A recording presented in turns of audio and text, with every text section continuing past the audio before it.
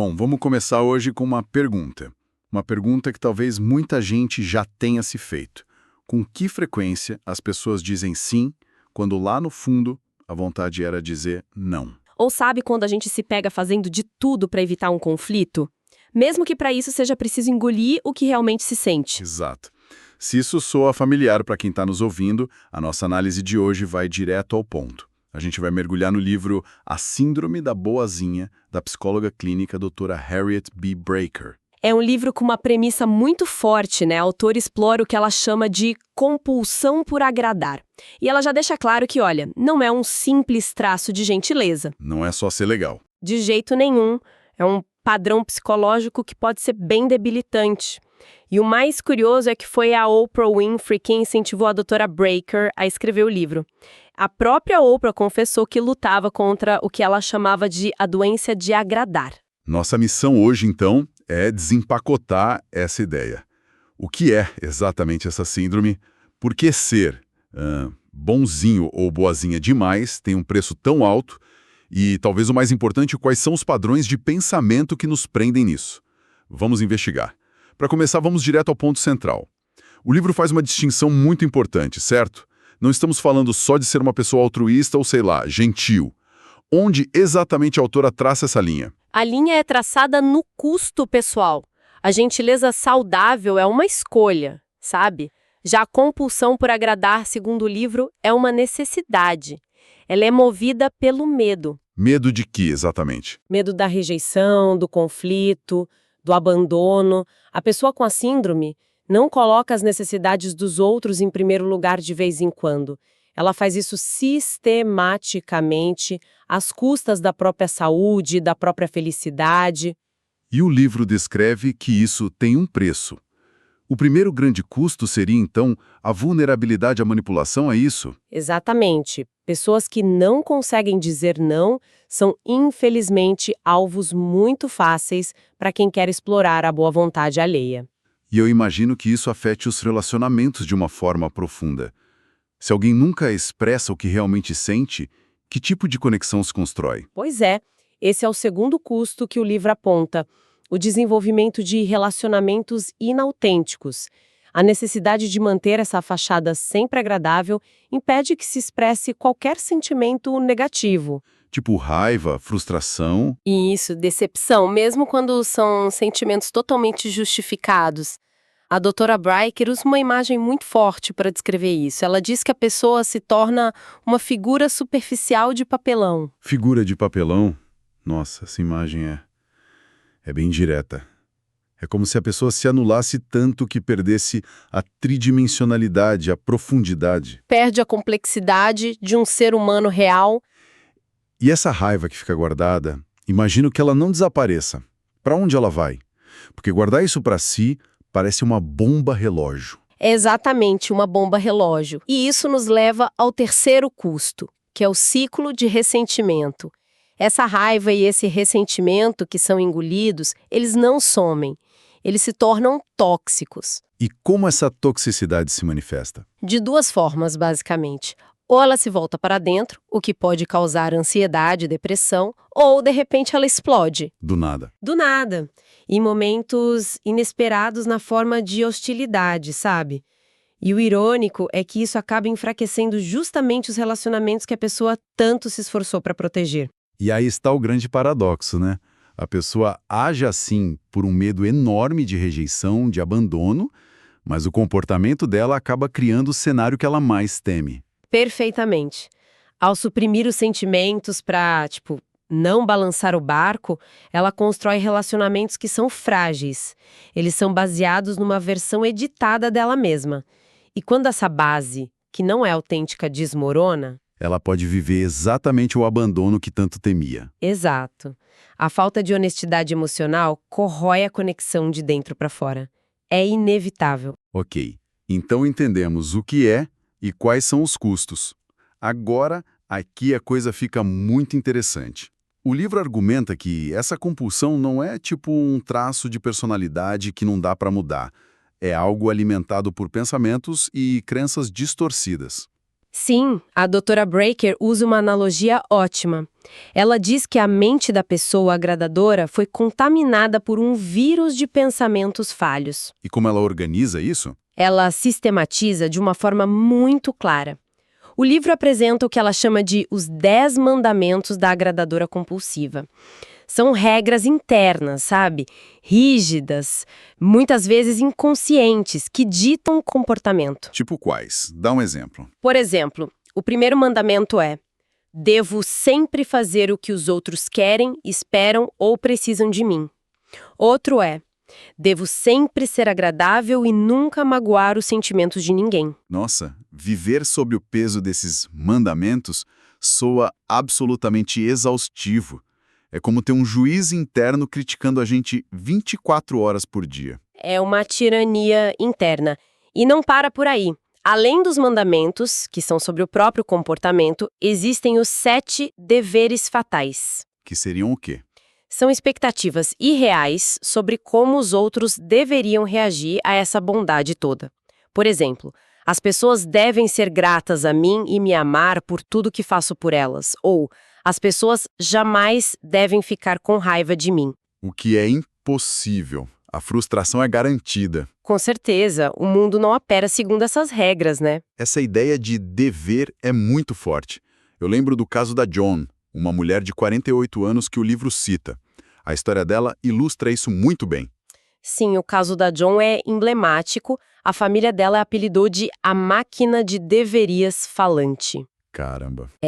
Ela achava genuinamente que estava sendo prestativa.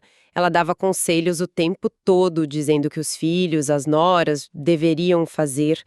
Mas na percepção deles, Era controle. exato, eles não se sentiam ajudados, se sentiam inadequados, julgados, controlados. E ela não entendia por que eles se afastavam dela. E de onde vêm essas regras tão rígidas? Elas não surgem do nada, né? O livro explica que elas vêm do que a autora chama de vozes do passado. São as vozes de pais, professores, figuras de autoridade que lá na infância estabeleceram padrões que foram internalizados e hoje operam no piloto automático. E a consequência é um ciclo vicioso de culpa e vergonha. Exato. A pessoa se sente culpada por não atender aos próprios padrões impossíveis e sente vergonha por não conseguir a aprovação dos outros. A autoestima fica totalmente dependente de validação externa. Isso me faz pensar na raiz mais profunda disso tudo. Essa programação mental geralmente tem uma origem emocional forte. O livro explora uma ideia que eu achei fascinante, que a autora chama de pensamento mágico. Sim, essa é uma das partes mais reveladoras do livro. O pensamento mágico é a crença, muitas vezes inconsciente, de que ser bonzinho ou boazinha funciona como um escudo protetor. Um escudo? Sim. É a ideia de que se eu for sempre bom e agradável, eu estarei protegido de ser ferido, de ser rejeitado ou de que coisas ruins aconteçam comigo ou com as pessoas que eu amo. Isso geralmente começa na infância, né? Frequentemente. O livro explica que isso se origina como um mecanismo de enfrentamento infantil para lidar com situações traumáticas ou assustadoras, onde a criança se sentia completamente impotente. E tem um caso no livro que ilustra isso de uma forma muito comovente. O caso da Carolyn. O caso da Carolyn é muito marcante. Aos 9 anos de idade, a mãe dela foi diagnosticada com câncer. Na mesma época, a Carolyn se lembrava de ter sido um má com uma colega na escola. E na cabeça dela uma coisa tinha a ver com a outra. Exatamente. A mente infantil busca causa e efeito para entender o mundo, né? Então ela conectou as duas coisas. Ela acreditou que o mau comportamento dela tinha de alguma forma contribuído para a doença da mãe. É impressionante como uma lógica criada na cabeça de uma criança de 9 anos pode ditar o comportamento de um adulto por décadas. Ela cria uma equação: ser boa igual a proteger quem eu amo. Precisamente. O livro conta que ela fez uma promessa a si mesma.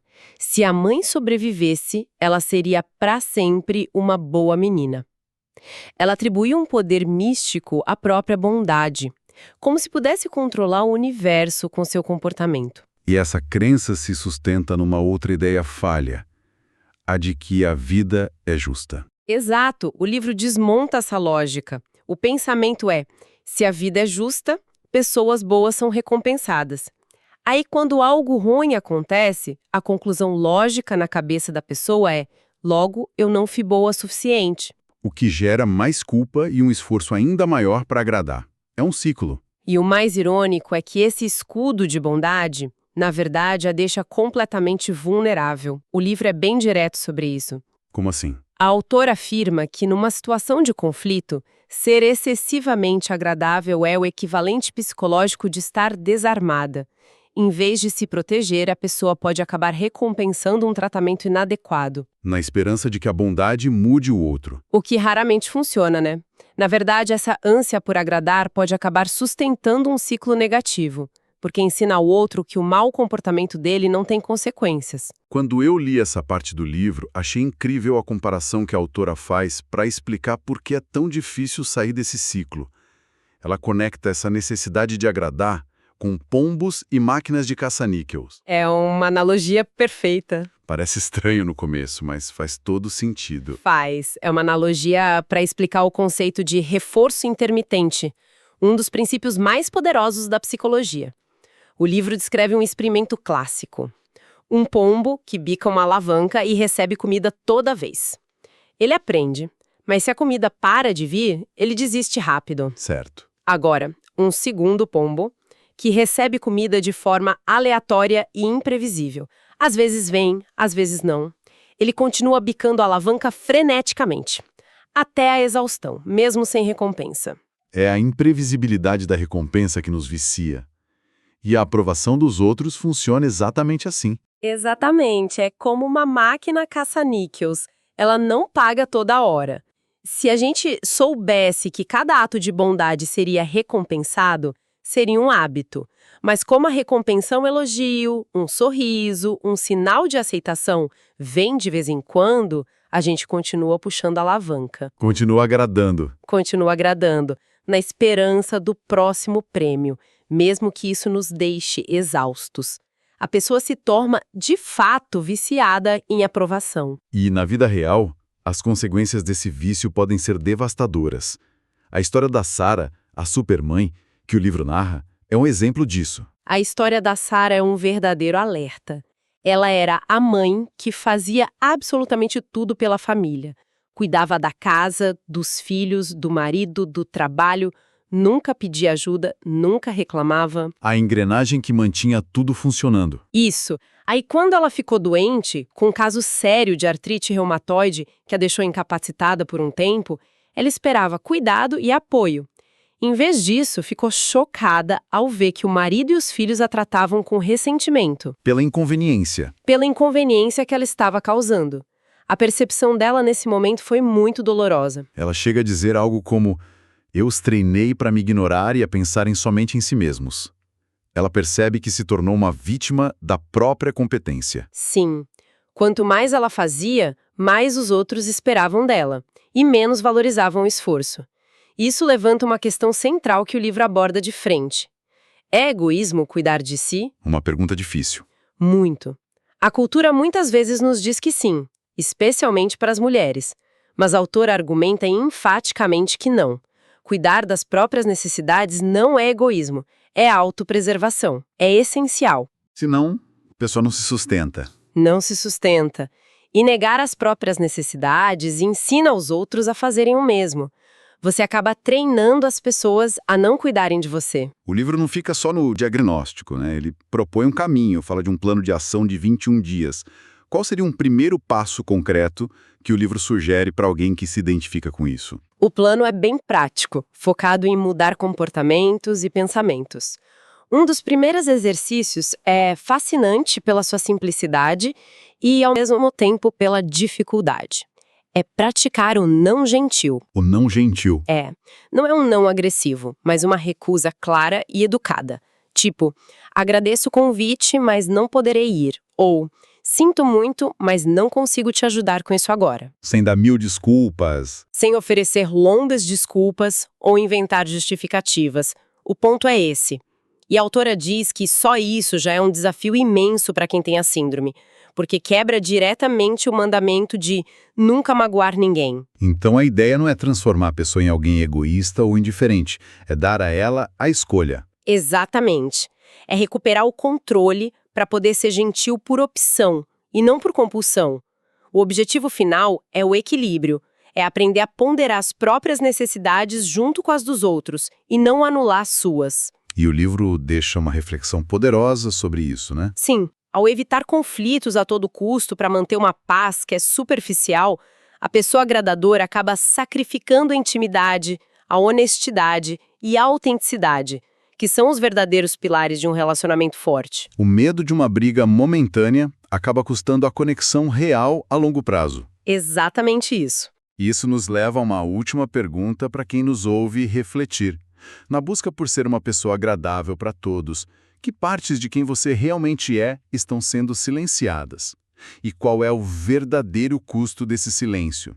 Gostou desse episódio? Já deixa seu like e se inscreva no canal Glosando para mais.